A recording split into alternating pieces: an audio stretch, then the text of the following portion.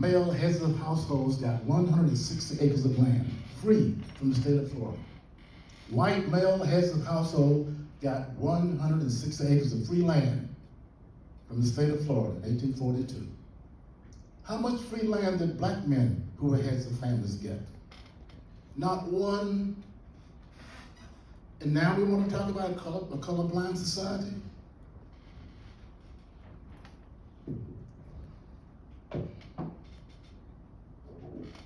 Might that inequity help explain what daddy was?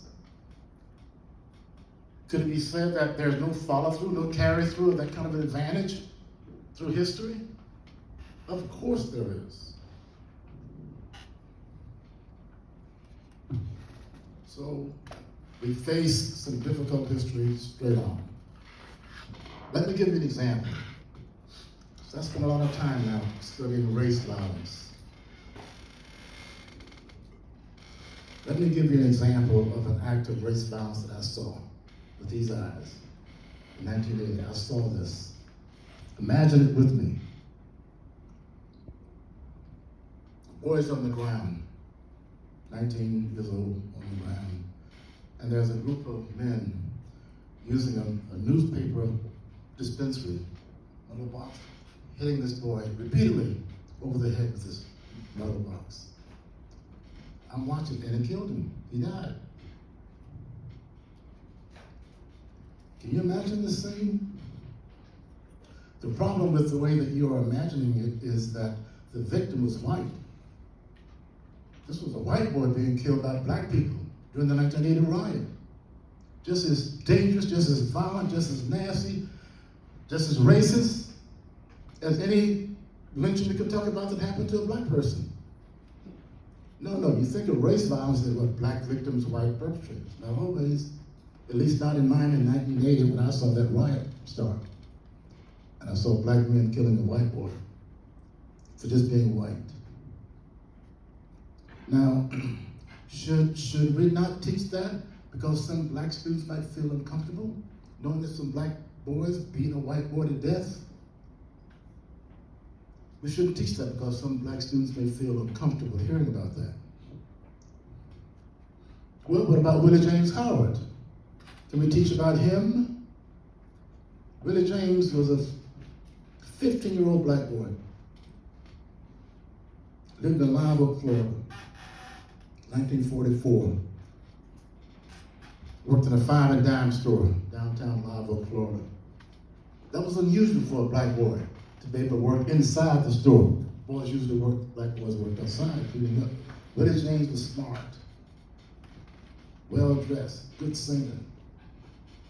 He worked inside the store, and he fell in love with a white girl, 17-year-old Cynthia Goff.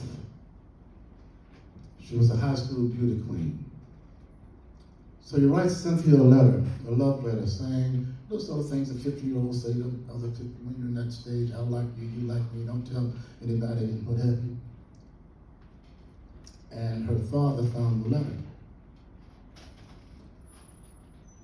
He takes two men with him and he goes to this boy's house. Willie James has run home from the dime store where he worked. Here these men are after him. He runs home, he's at his mother's knees, clinging to his mother's knees, and Phil Goff, this man who led this attack, drives up with two friends with a pistol. They take this boy at gunpoint from his mom. He's crying, his mother runs after the car. And the car goes to a lumber yard where the daddy worked. James Howard was his name. They make James Howard get into the car too. Don't have to make him, he had his boy under gun. So they drive out to the Swanee River. And on the way to the Swanee River, Mr. Goff, the girl's father, ties this boy's hands and feet together. No talking in the car, they just drive south after the Swanee River. They get out, Phil Goff takes his pistol, puts it to Willie James's head and says, jump or take what's in this barrel. So Willie James gives his dad his little Bible that he carried. And his dad says to his son, I'm sure I'm glad you went to church. Willie James jumps into the Swanee River and drowns. The sheriff sends out the black undertaker to get his body. They bury him in an unmarked grave the same day he was killed. And it was forgotten about. This, guys, was 10 or so years before Emmett Till. Willie James Howard was Florida's Emmett Till, and not a word of it got out.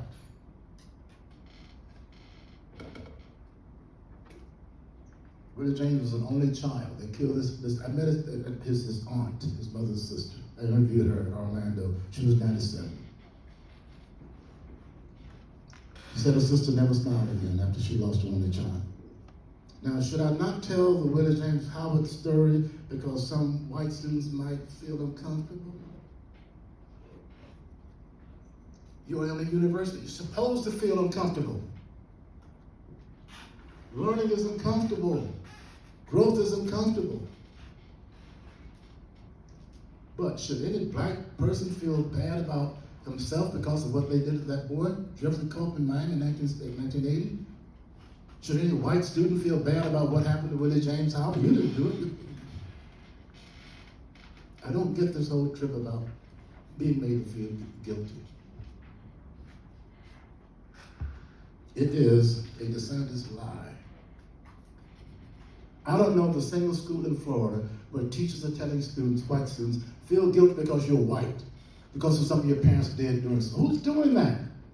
Where has that happened? Where white kids are being told feel guilty because of slavery. I was a high school principal for 15 years in Miami. If one of my teachers told a white student, you should feel bad because of slavery, I'd have him out of my building that same day. How dare you? Where is it happening that students are being told to hate your country? Where are the professors, the woke professors, who are telling you hate your country?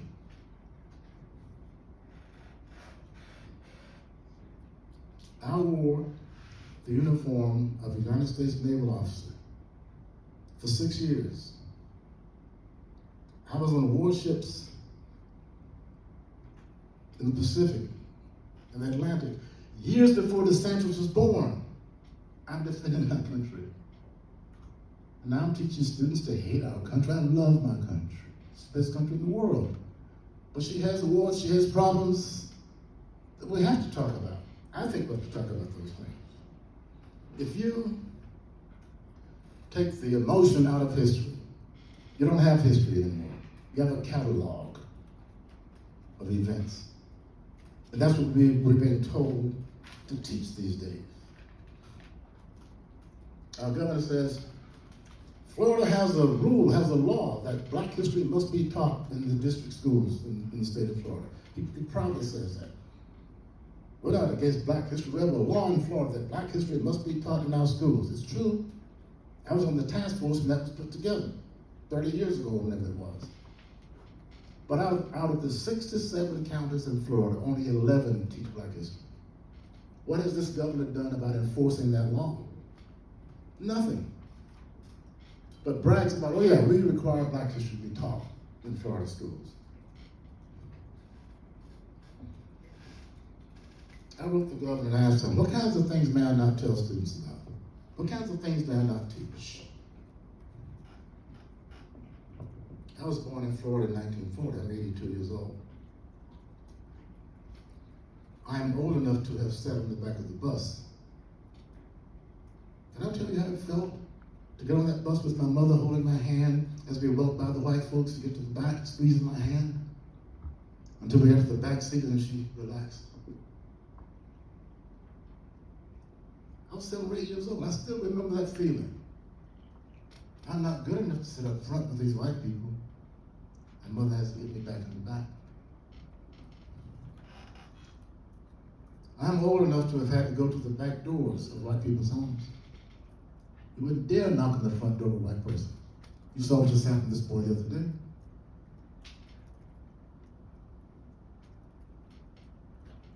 I was a smart student that they sent over to the white school. This is in Central Florida, Volusia County.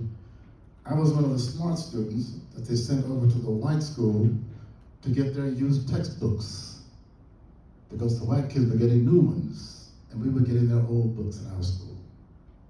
And guess what? We were glad to get them. Can you imagine? Old textbook with stuff written in, pages ripped out. That's what we got. This is 1940s, late 40s, 50s in Florida.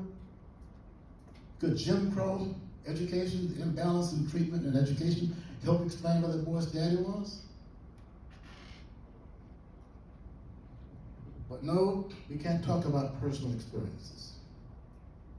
There are not that many of us left who lived in Jim Crow. But I can't tell you about it. Might make you feel bad if you're white.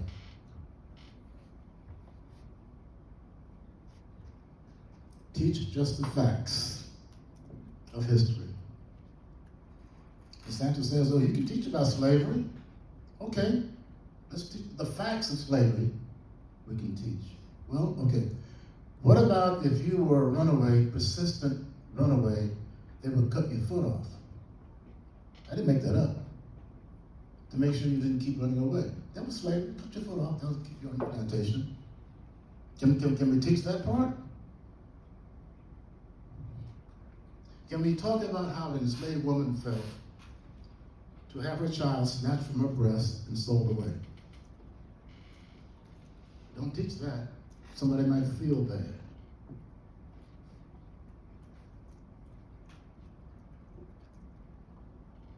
Paying for the scalps of Indians, Native Americans. So much money to bring in the scalp of a Native American. That's part of our history. Enslaving Japanese Americans. You know what happened. I don't need to give you the details. I don't know how to teach about those things and not talk about feelings. I don't know how to teach about the Holocaust. I don't know how to show pictures of babies in ovens. And I say, that's evil. That was evil. Oh no, that's indoctrination. You don't give your opinion to students. You don't say slavery was evil. Just the facts, Dr. Dunn. Just the facts. Well, I don't know. How about the facts of the transatlantic slave trade? Those facts? What would happen to you if you were a slave person, being brought to America on a slave ship, and you got injured? Your leg got broken during the course of the trip. What do you think they would do with you, with your broken leg? They would throw you overboard, spoil the goods. Why take you all the way to Cuba or Florida, and you can't work, you can't be sold over the side? Did the sharks have you? Transatlantic slave trade. Huh? What about the rapes that took place on slave ships? I guarantee you, every ship that sailed with female slaves on it, those women ran the risk of being raped. There's no way of telling how many black women, enslaved women, left Africa, virgins, landed in Florida pregnant. Like Anna Kingsley. I wrote a book about that.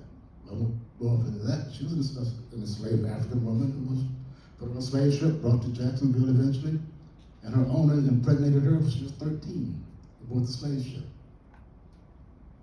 Can't talk about that. How old do you think Sally Hemings was when Thomas Jefferson started raping her? Jefferson, Thomas, President of the United States, Sally Hemings, the black girl, enslaved child that he owned, and her mother. He's over in France, Minister of the United States to France, and he has this woman and a child with him. And he starts having sex with this girl, Sally Hemings, 13, 14 years old. He's 40, in his 40s, and he's raping this child. Who ends up giving him several children. When he moved into the White House, she moved into the White House with him, with their mixed children into the White House. Lived together? Well, not exactly. But can we tell students that Thomas Jefferson was a pedophile? Oh yeah, he wrote, of course he did. Thank God he wrote the Declaration of Independence. Thank God he did that. And all the other wonderful things that he did. One of the greatest minds ever. But he raped a child.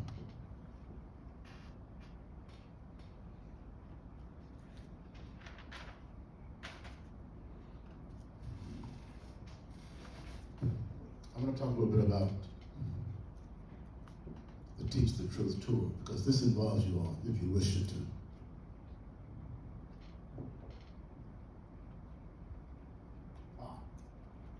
Can we just